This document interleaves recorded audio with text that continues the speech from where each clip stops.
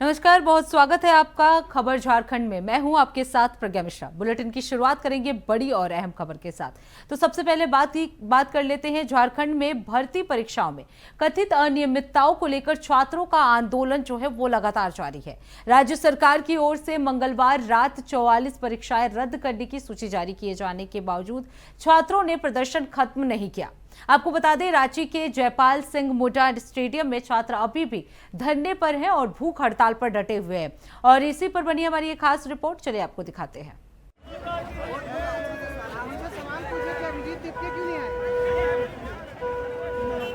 झारखंड में भर्ती परीक्षाओं में कथित अनियमितताओं को लेकर छात्रों का आंदोलन लगातार जारी है।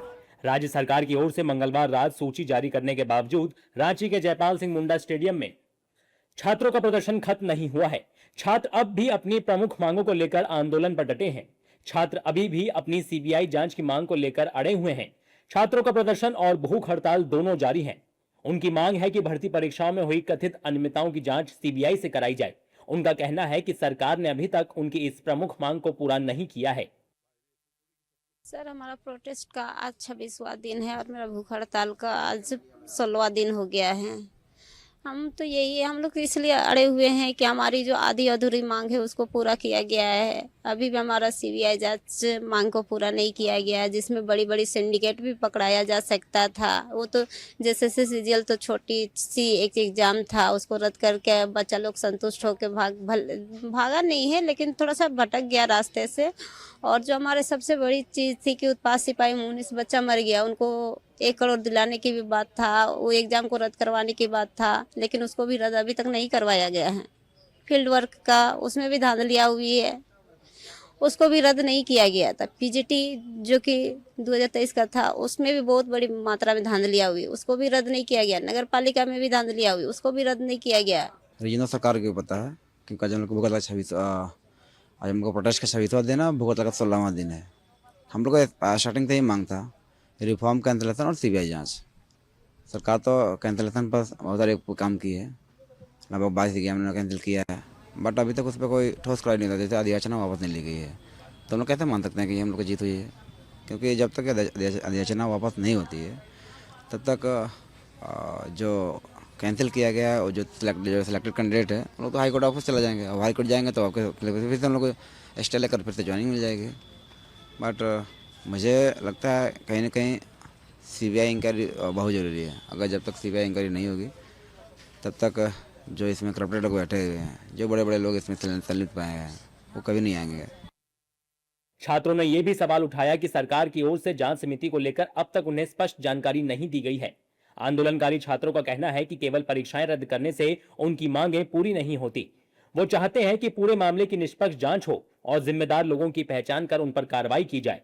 बता दें कि सरकार द्वारा 44 भर्ती परीक्षाओं को रद्द किए जाने के बाद छात्रों के आंदोलन का फोकस अब और स्पष्ट हो गया है। छात्रों का कहना है कि उनका आंदोलन भर्ती परीक्षाओं में पारदर्शिता, निष्पक्ष जांच और अभ्यर्थियों के भविष्य से जुड़े सवालों को लेकर है। जयपाल सिंह मुंडा स्टेडियम में प्रदर्शन कर रहे छात्रों का कहना है कि जब तक उनकी मांगों पर सरकार की ओर से स्पष्ट निर्णय नहीं लिया जाता, तब तक उनका आंदोलन जारी रहेगा।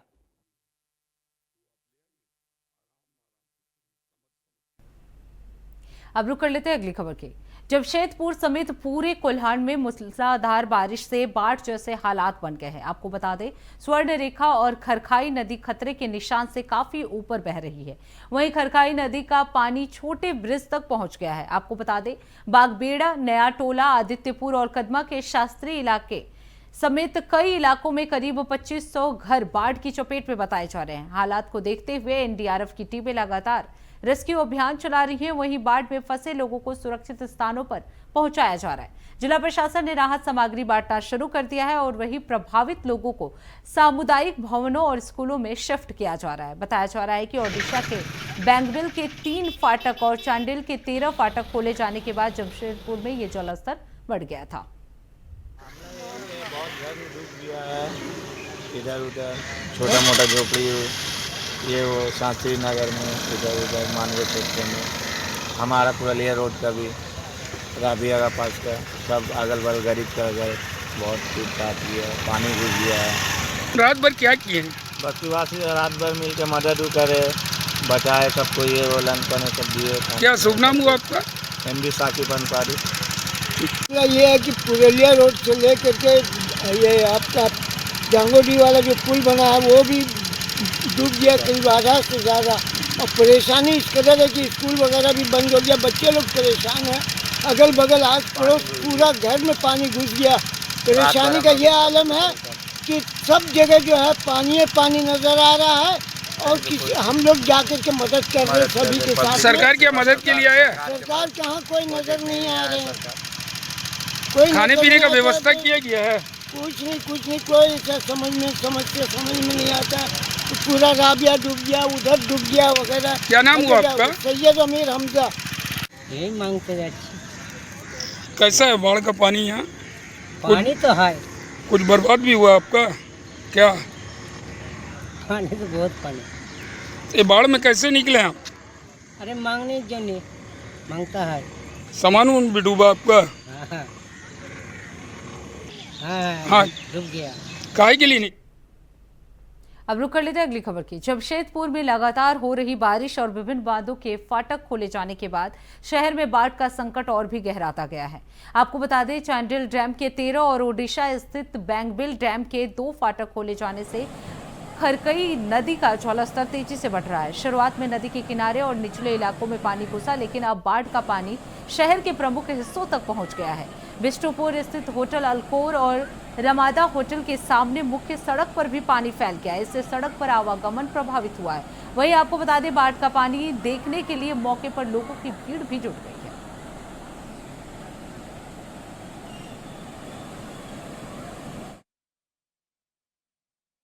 अगली खबर की। झारखंड की राजधानी रांची में प्रोजेक्ट भवन के गेट नंबर 2 पर सफल अभ्यर्थियों ने अपनी विभिन्न मांगों को लेकर धरना प्रदर्शन शुरू किया है।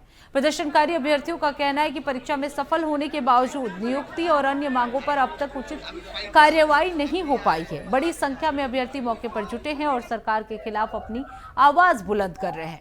अभ्यर्थियों ने नियुक्ति प्रक्रिया में हो रही देरी को जल्द खत्म करने और उनकी समस्याओं का समाधान करने की मांग उठाई है। हमें तो नहीं समझ में आ रहा हम किसे दोषी ठहराएं। हमने अपना जो काम था, पढ़ाई करना, मेहनत करना, उसके बाद नौकरी लेना, और फिर न्यायालय अगर कहीं कुछ ऐसा पक्षपात हमारे साथ होता है तो हम न्यायालय भी गए। हम 1 साल न्यायालय में लड़े, उसके बाद हमने नौकरी लिया लड़के। उसके बाद भी बार बार एक ही चीज पे अड़े रहना कि सीजीएल में सारे लोग चोर है और कोई चोरी करके आया है। अरे आपके पास प्रूफ है तो लाइए ना। कोर्ट में जब हम लोग थे तो हम लोग प्रूफ मांग रहे थे, सीआईडी प्रूफ मांगा, हर कोई प्रूफ मांगा। अगर मेरे खिलाफ प्रूफ है तो ला के दो, नहीं तो तुम चोर नहीं बोल सकते हमको। और अगर बोलोगे तो सामने, मुंह के सामने आके बोलो, यहाँ खड़े होकर मेरे सामने बोलो अगर हैसियत है तुम्हारा। फालतू बात पीठ पीछे नहीं करेगा कोई, फालतू बात कोई पीठ पीछे नहीं करेगा। सामने आके मुंह पे बोलो मेरे। मांग यह है कि तत्काल प्रभाव से हमें नौकरी वापस दी जाए, तत्काल प्रभाव से। मैं प्रखंड आपूर्ति पदाधिकारी बर्मू हूँ, ऋषभ कुमार राय। तो फिलहाल खबर झारखंड में बस इतना ही। देश दुनिया की तमाम बड़ी खबरों के लिए देखते रहिए इंडिया वॉइस। तब तक के लिए नमस्कार।